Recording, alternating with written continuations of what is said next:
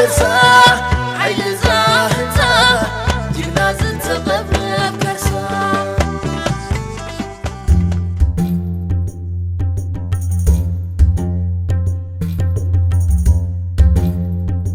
زغري كواخبتي زتقلفوا لسانات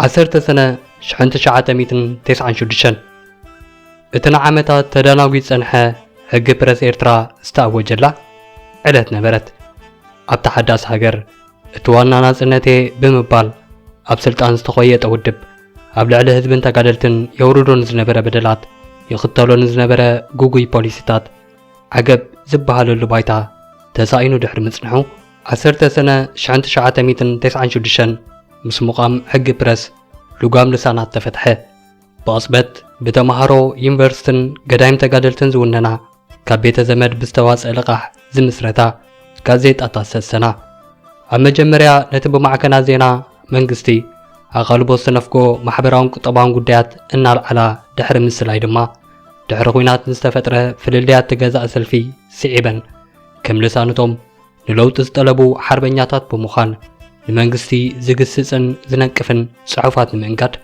تبعت وننا اتا دحيراس تقرصت غازيتا مستيات كم ناي فلما بحتاو غازيتا تقصر زسعة بقى ستيد زمن مقالح كستدبنا حداثات ماس صقيناين وينتانان دماس عيبن هقدفون انتقنا كابتا اب حدا مسكرم شحنت شعات ميتن تيسعن حدن زجمرت غازيتا حداث إرترا جميرو بهمامات اتدالو تركتا استباحلت غازيتا اموداتا شحنت شعات ميتن تيسعن شودشن بمخفات اب عداقا حساب كامقلاس نموددار فتينو زمدنا ازن غازيتاتاتن اتغزا سرعاتن كافلمو قرعي نيرو كبهال ايكالن امسياتن محتم زغبرلن زنبره حجزات استفالالي صقطات زغبرلن زنبره ازن غازيتاتاتن ادالوتنن بخفل سانسور كحلفا زغددالو غازيتኛታት باستفالالي مخنياتات مسمس حجراو اغلغلوت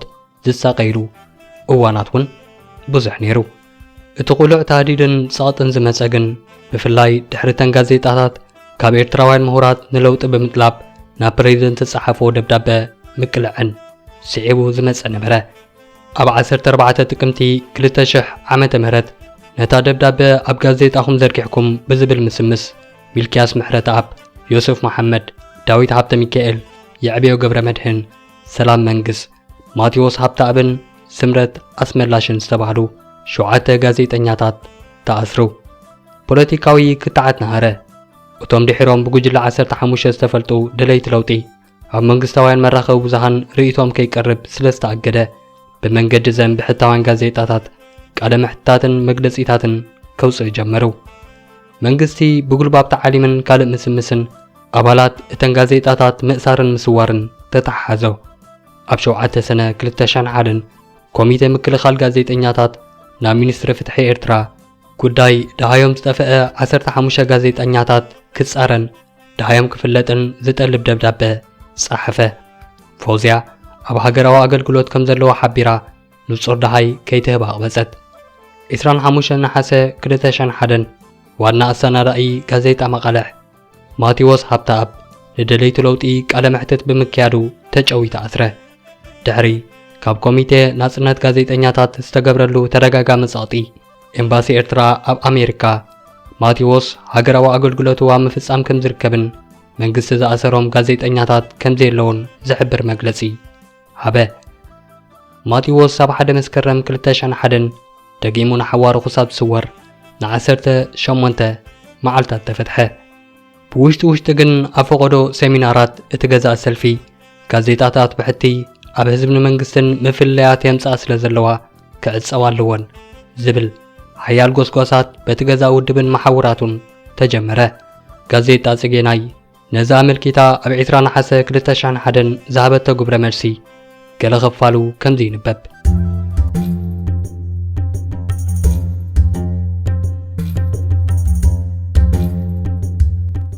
ኣብዚ እዋን ኣንጻር ዘን ጋዜጣታት ብመንገዲ መራኸቢ ብዙሃን መንግስቲ ሓሊፉ ዝግበር ነቐፌታ ከይኣክል እዘን ጋዜጣታት ንህዝቢ ከም ዘየድልያን ክዕፅዋ ከም ዘለወንን ብጋህዲ ኣብ ሰሚናራት ይግለጽ ኣሎ። እቲ ዝወሃብ ምኽንያት ከዓ ንሃገር ዘይርብሕ ጽሑፋት ብምውፃእ ኣብ ህዝቢ ምልዕዓላት ይፈጥራ ኣለዋ ዝብል እዩ። እዚ ግን ኣብተን ጋዜጣታት ዝወፅእ ሃናፂ ነቐፌታዊ ጽሑፋት ካብ ዘይምጽዋርን ምዕባለ ነጻ ፕረስ ሃገርና ንድሕሪት ንምምላስን ዝቐርብ መምኽኔታ ካብ ምዃኑ ሓሊፉ ካልእ ትርጉም ዝወሃቦ ኣይኮነን ኢሉ ድሕሪ ምቕጻል ኣብ መወዳእታ ጽሑፍ ከምዚ ይብል። እዘን ጋዜጣታት ብኣዋጅ ሕጊ ፕረስ ዝቖማ ስለ ዝኾና ሕጋውያንን ብዛዕባ ህላዊአን መንግስቲ እውን ሓላፍነት ኣለዎ። ብተወሳኺ እዘን ጋዜጣታት ካብ መንግስቲ ዝጽበይኦ ብዙሕ እዩ። ሃገራዊ ዕማመን ንኽፍጽማ ክተሓጋገዘን ጥራይ ዘይኮነ ቀጻልነተን ንምርጋጹን ክከላኸለለን ይግባእ።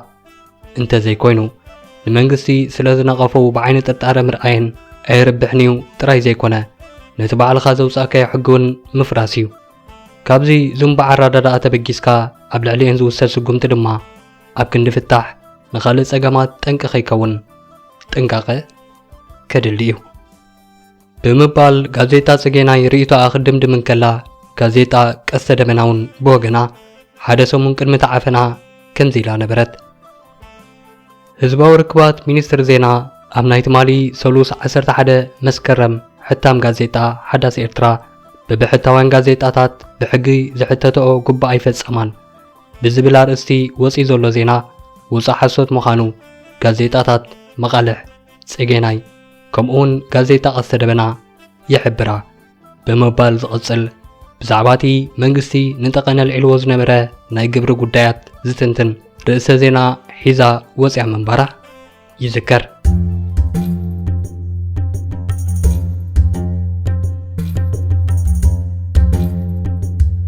18 መስከረም 2001 ኣብታ ጸላም ረፍዲ እቶም ደለይቲ ለውጢ ክጭወዩ ዝወዓለሉ 8 ጋዜጣታት ብሕቲ ንግዚኡ ብዝብል ምስምስ ዝተዓጽዋሉ ኣዳለውተን ድማ ክህደኑ ዝጀመረሉ መዓልቲ ነበረ።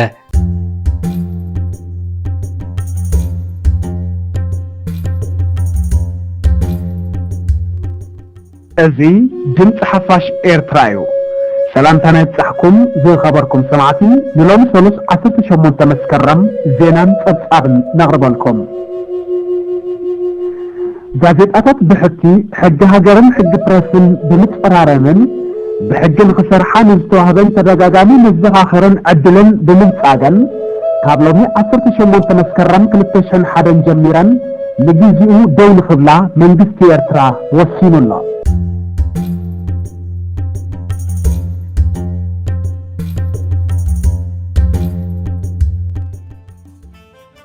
ሎሚ ህዝቢ ኤርትራ ብሓንቲ ጋዜጣ፣ ብሓንቲ ቴሌቪዥን፣ ብሓንቲ ሬድዮ ተዓፊኑ ዘይወዓለ ክንገሮ ዘይተገብረ ክዝመሮ ንዓመታት ቁልቁልና ተነቑተት ንዝረኣያ ሃገሩ ኣብ ጫፍ ምዕባለ በፂሓላ እሞ ዕልል በለልና እናበሉ ዝጽሕፉን ዝሰርሑን ጋዜጠኛታት ኣብ ባይታ ዘሎ ሓቂ ብግልባጡ ንምቕራብ እናደረሱ ክዋስኡ ቅድሚ ምኽራሞም ዘይከም ሎሚ ጋዜጣታትን መርበብ ሓበሬታን መስሪቶም ልሳን ህዝቦም ንምዃን ዝፈተኑ ንድልይ ሓቂ ወፊሮም ዴሞክራሲያዊ ልዝብን ምብሃልን ክስስን ዝገበረው ሕብረ ሓሳባት ክህሉ ዘኽኣሉ ብዓብኡ ድማ ንሓሶታትን ግብረ እከይን እቲ ጨቋንን ስርዓትን ተግባራቱን እናቃልዑ ናብ ተሓታትነት ምምጻእ ዝፀዓሩ ልዕሊ ፍርሕን ረብሓን ሕልናን ሞያውነትን ዝመለለየኦም ጀጋኑ ነበረው።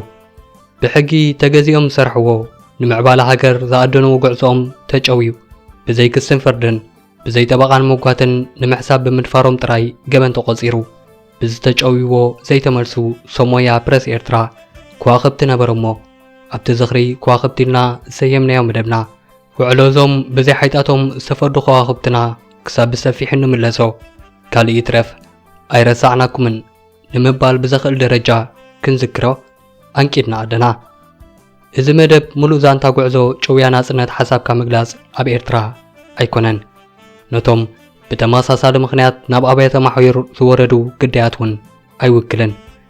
ኣብዚ ዝጥቀሱ ጋዜጠኛታት እቶም ኣብ መስከረም 2001 ማለት ኣብታ ፍርቲ ወርሒ ዝተጨውዩ ጥራይ እዮም። ንኺድ ናብቶም ከዋኽብቲ እዚ ድምፂ ራድዮ ኤረና እዩ።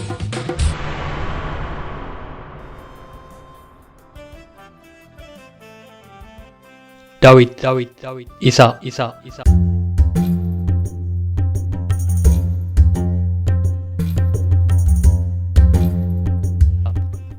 ኣብ 28 ጥቅምቲ 1964 ዓመተ ምህረት ተወሊዱ። ጋዜጠኛ ጸሓፍን ኣዳላዊ ቲያትርን ዳዊት ኢሳ ኣብ 1987 ናብ ሃገረ ሽወደን ተሰዲዱ ክነብር ድሕሪ ምጽናሕ ኣብ 1992 ዜግነት ሃገረ ሽወደን ወሲዱ እንተኾነ ሃገረ ኤርትራ ነፃ ምስ ወፀት ናብ ኤርትራ ብምምላስ ምስታ ናይ መጀመርያ ብሕታዊት ጋዜጣ ሰቲት ከም ሪፖርተር ብምዃን ሰሪሑ። ዳዊት ቀስ በቐስ ኣብታ ጋዜጣ በዓል ብርኪ ብምዃን ከፊል ዋንነት እታ ጋዜጣ እውን ተጓናጺፉ። ኣብ 23 መስከረም ምስ ብጾቱ ምስ ተሰወረ ክሳብ ሕጂ ደሃዩ የለን። ድሕሪ ማእሰርቱ ዝተፈላለዩ ኣህጉራውያን ሽልማታት ዝተበርከተሉ ዳዊት ኢሳ ስምታ ጋዜጥኡ ንምዝካር ሰቲት ዝተባህለ መርበብ ሓበሬታ እውን ብቅዱሳት ጋዜጠኛታት ኤርትራውያን ተመስሪቱሉ እዩ። ካብዚ ብተወሳኺ ዛንታ ህይወቱ ዝተረኽ መጽሓፍ ክዳለወሉ እንከሎ ስድራ ቤትን 3 ደቁን ደሃዩ ንምሕታትን ንምፍትሑን ናብ ዝግበር ጎስጓሳት ብንጥፈት ይሳተፉ።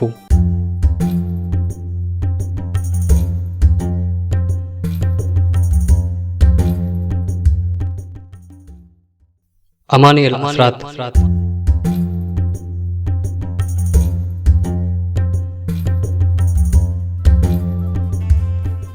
ጋዜጠኛ ገጣምን ሓዳምን አማኑኤል አስራት ዋና ሰናዳኢ ናይታ ብለካቲት 1999 ዝጀመረት ጋዜጣ ዘመን ኮይኑ ናብ ሰንበት ዕለት 23 መስከረም 2001 ኣብ ዘውግሐ ንጎ ካብ ገዝኡ ብኣባላት ጸጥታ ምስ ተወስደ ክሳብ ሎሚ ኣብ ቤት ማእሰርቲ ዒራዒሮ ብዘይ ክስን ፍርድን ንዓመታት እሱር ቁጽሪ 25 ብዝብል ቁጽሪ ጥራይ እናተጸውዐ ኣብ ማሕቡስ ዝሳቀ ዘሎ ዜጋ እዩ።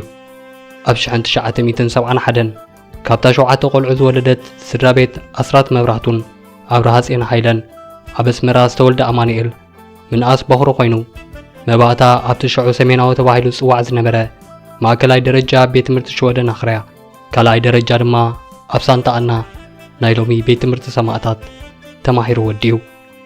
ብድሕሪኡ ኣብ 1989 ናብ ባህር ዳር ብምኻድ ፔዳጎጂ ወይ ስነ መምህርና ንሓደ ዓመት ተኸታቲሉ ኣብ 1990 ናብ ህዝባዊ ግንባር ብምጽምባር ኣብ ቤት ትምህርቲ ሰውራ ክሳብ መስከረም 1992 ከም መምህር ኮይኑ ኣገልጊሉ። ድሕሪኡ ኣብ 1992 ናብቲ ሽዑ ዳግም ዝተኸፍተ ዩኒቨርሲቲ ኣስመራ ብምእታው ትምህርቲ መሬትን ዕቃበ ማይን ሶይል ሳይንስ ኤንድ ዋተር ኮንዘርቬሽን ኣጽኒዑ።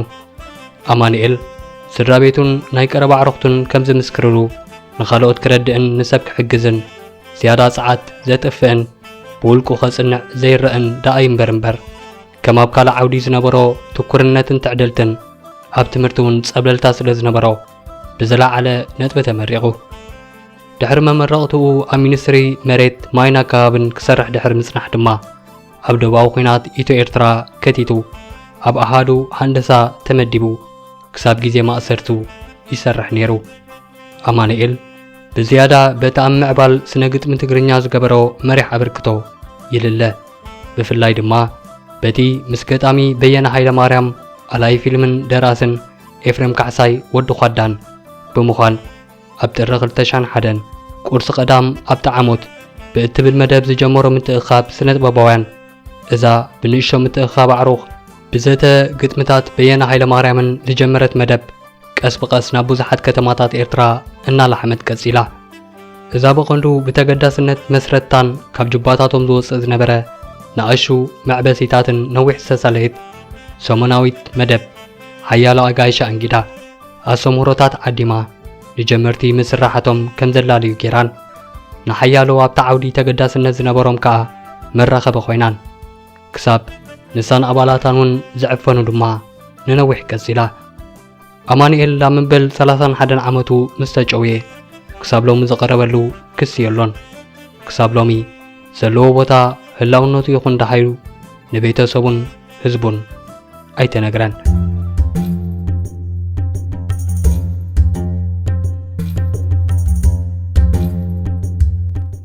ማቴዎስ ሃብተኣብ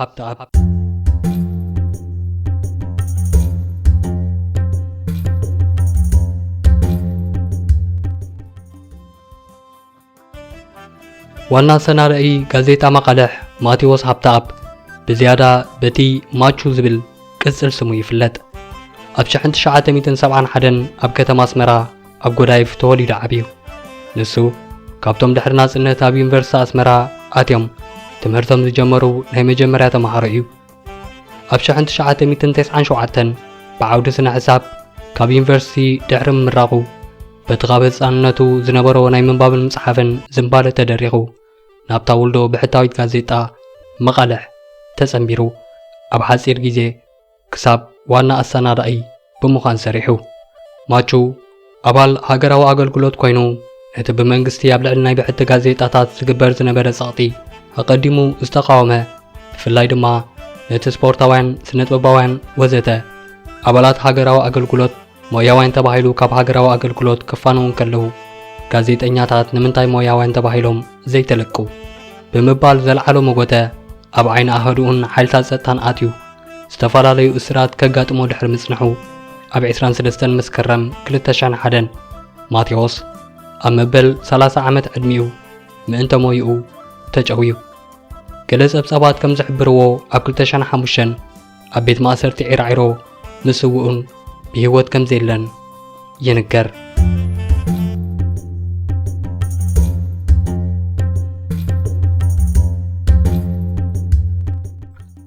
መድሃኔ ሃይለ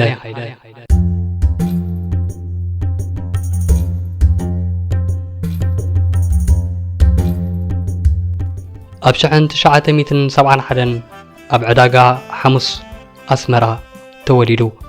መባእታን ካልኣይን ደረጃ ቤት ትምህርቲ ኣብ ከባቢ ገዛውቱ ዕዳጋ ሐሙስ ድሕሪ ምክትታል ድማ ካልኣይ ደረጃ ናብቲ ናይ ሽዑ ኮኸብ ሰሜን ወይ ሳንታ ኣና ተባሂሉ ዝጽዋዕ ናይ ሎሚ ቤት ትምህርቲ ሰማዕታት ቀጺሉ። ኣብ 1998 ብዓውዲ ስነ ሕጊ ካብ ዩኒቨርሲቲ ኣስመራ ተመሪቑ። ንሱ ኣብ ሰደቓ ቴንስ ክሳብ ንኤርትራ ወኪሉ ኣብ ኣዲስ ኣበባ ዝተወዳደረ ኪኢላ ከምኡውን ዝተፈላለዩ ናይ ኩዕሶ ሰኪዔትን መርበብን ውድድራት ዝዳነየ ስፖርተኛ ምንባሩ ይዝከር። መድሃኔ ኣባል ሳልሳይ ዙርያ ሃገራዊ ኣገልግሎት ኮይኑ ኣብ 1998 ኣብ ዝተገብረ ኩናት ከቲቱ ኣባል ሓይሊ ባሕሪ ኮይኑ ኣገልጊሉ። ሚኒስትሪ ፍትሒ ናይ ሕጊ ምሩቓት ናብቲ ሚኒስትሪ ክሰሓቡ ብዘቕረቦ ጠለብ ናብ ሚኒስትሪ ፍትሒ ተመዲሱ ኣብ ክፍሊ ምምዕባል ዓቕሚ ሰብ ተመዲቡ ሰሪሑ። ኣብ ዳግማይ ኩናት ደጊሙ ናብ ምክልኻል ብምኽታት ኣብ ክፍለ ሰራዊት 44 ኣባል ፋይናንስ ኮይኑ ኣገልጊሉ። ድሕሪ ኩናት ናብ ሚኒስትሪ ፍትሒ ብምምላስ ኣባል ቤት ጽሕፈት ሚኒስተር ብምዃን እናገልገለ ጎኑ ጎኑ ከም ጋዜጠኛን ምክትል ኣሰናዳእን ጋዜጣ ቀስተ ደበና ብምዃን ሰሪሑ። ሓደ ካብ መስረቲ ጋዜጣ ቀስተ ደመና ዝነበረ መድሃኔ ንዝለዓለ ትምህርቲ ናብ ደቡብ ኣፍሪቃ ናይ ምኻድ ዕድል ተዋሂብዎ ንጉዕዞ ኣብ ምድላው እንከሎ እምበኣር ኣብ 23 መስከረም 2001 ዝተጨውየ። ክሳብ 2006 እሱር ቁጽሪ 8 ብዝብል መጸውዒ ኣብ ዒራዒሮ ተዳጊኑ ድሕሪ ምጽናሕ ኣብ 2006 ከም ዝተሰውአ ይንገር። መስዋእቲ መድሃኔ ይኹን ዳሃዩ ብወግዒ ንስድራ ቤቱን ህዝቡን ኣይተነግረን። ሬስኡ ንስድራ ቤቱ ይተዋህበን። ካልእ ይትረፍ መቓብሩ ኣበይ ምህላው እኳ ክሳብ ሎሚ ኣይተሓበረን።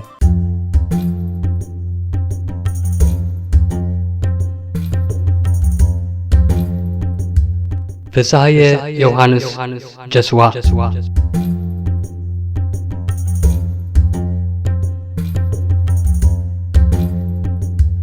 ኣብ 1955 ዓመተ ምህረት ዝተወልደ መስራቲ ጋዜጣ ሰቲት ፍስሃየ ዮሃንስ ጀስዋ ኣብ ምምዕባል ስነ ጥበባዊ ዓቕሚ ህፃናት ብፍላይ ድማ ኣብ ምምስራት ጉጅለ ሰርከስን ጉጅለ ባህሊ ሰዊትን ብዝነበሮ ጉሉዕ ተራ ዝያዳ ኩሉ ይዝከር።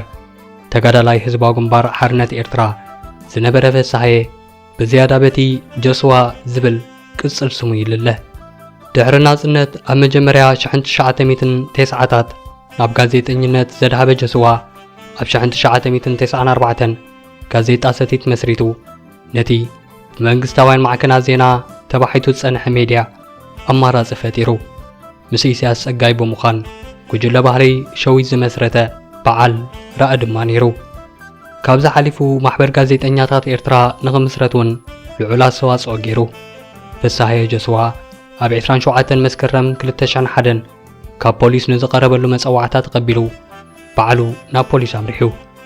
ከም ኩሎምቶም ምእንተ ሓቅን ፍትሕን ዝቐሙ ብዘይ ክስን ፍርድን ተጨውዩ ኣብ ቤት ማእሰርቲ ዒራዒሮ እሱር ቁጽሪ 18 ዝብል መለለይ ተዋሂብዎ ክሳቐ ድሕሪ ምጽናሕ ኣብ 11 ጥሪ 2007 ኣብ ሸላኡ ሞይቱ ተረኺቡ። ፍሳሐ ጀስዋ ኣብ 2001 ተዓዋቲ የሃገራዊ ሽልማት ናጽነት ፕረስ ኮይኑ ተዘኪሩ እዩ።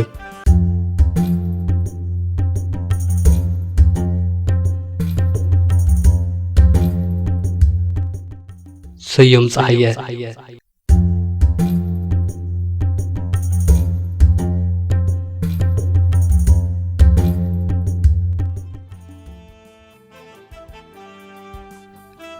ኣብ 1952 ዓመተ ምህረት ዝተወልደ ተጋዳላይን ሰኣላይን ስዩም ፀሐየ ኣብ 1977 ናብ ሜዳ ኤርትራ ወሪዱ ምስ ህዝባዊ ግንባር ሓርነት ኤርትራ ተጸንቢሩ።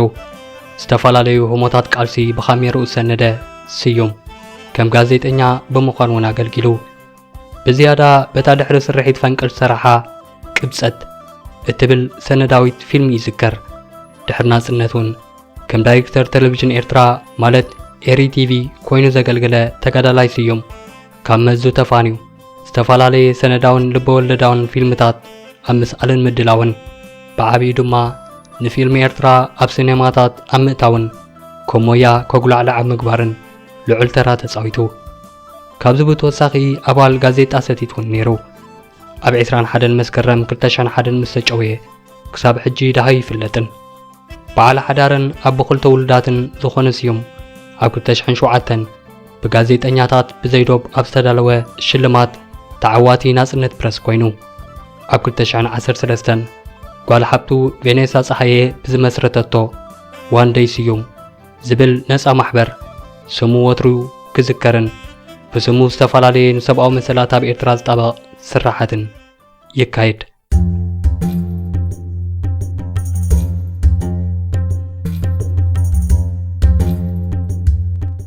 ዮሱፍ መሐመድ ዓሊ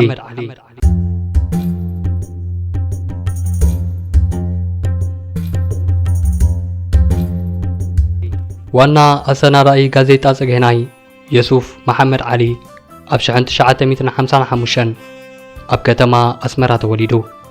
ናብ ሱዳን ተሰዲዱ ኣብ ፖርት ሱዳን ቤት ትምህርቲ ካምፖኒ ተማሂሩ ስነ ንግዲ ኣጽኒዑ። ኣብ 1978 ኣብ ምንቅስቓስ ኤርትራውያን ተምሃሮ ሱዳን ማለት ናይ ተጋድሎ ሓርነት ኤርትራ ክንፊ ማሕበር ተምሃሮ ተጸንቢሩ ገድላዊ ዕማሙ ጀሚሩ። ኣብ ዝቐጸለ ዓመት ድማ ኣቦ ወንበርቲ ማሕበር ኮይኑ ኣብ መፋርቕ ሰዓታት ናብ ኤርትራ ዝተመልሰ ዮሱፍ ጽጌናይ ዝተባህለት ጋዜጣ ብምጽምባር ክሳብ ዋና ኣሰናዳኢ ብምዃን ሰሪሑ።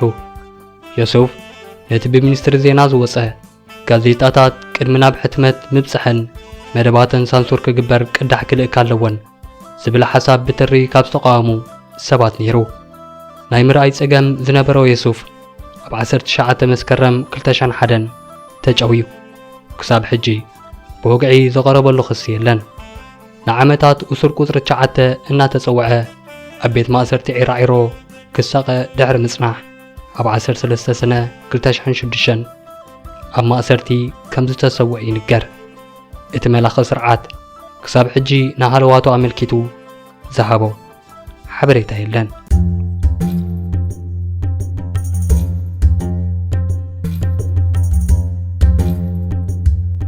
ዳዊት ሃብተ ሚካኤል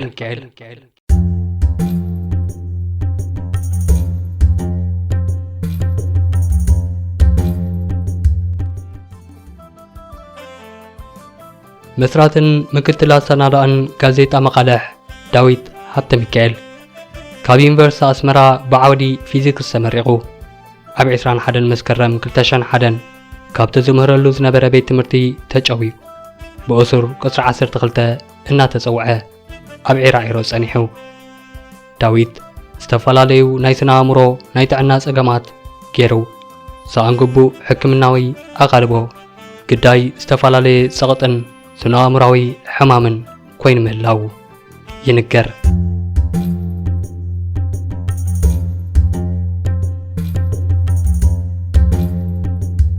ተመስገን ገብረ ኢየሱስ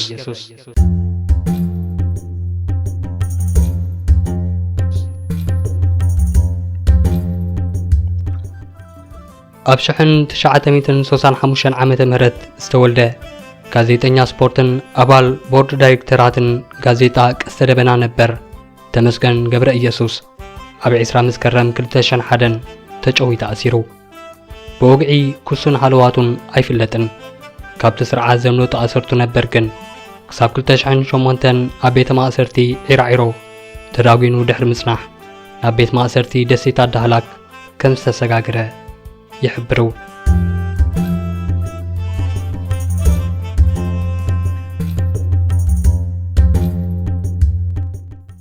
سعيد عبد القادر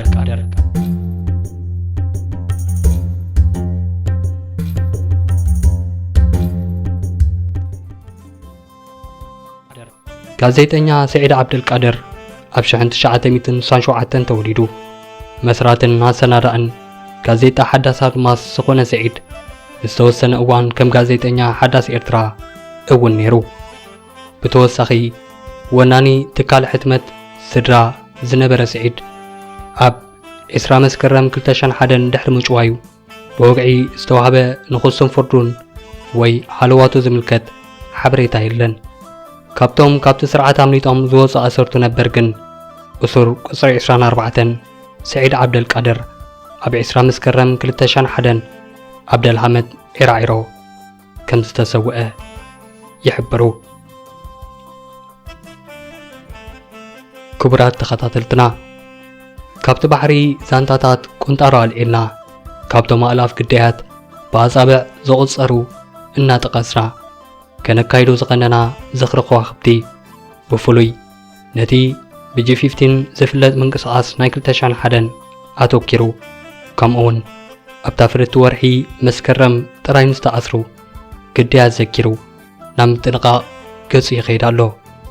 ኣብ ዝቕጽል ናይ መወዳእታ ክፋልና ክቐርብ ንዝቐነየ መደባት ኣመልኪትኩም ንእትህብዎ መእረምታ ርእይቶ ንቐፌታ ክንቅበልን ብዝተኻእለና መጠን ኣብቲ መደብ ከነተኣናግዶን ምዃንና ብትሕትና ንሕብር።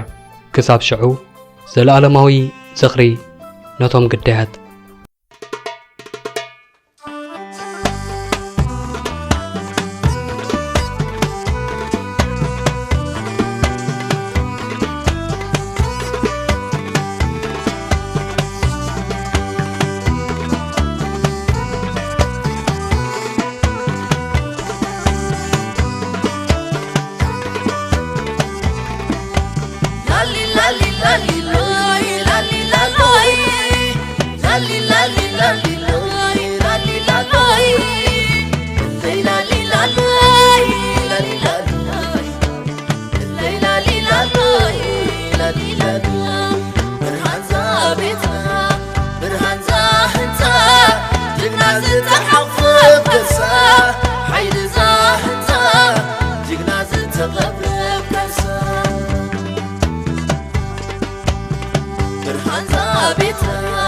برهان زاهنتا جنا زتحفظ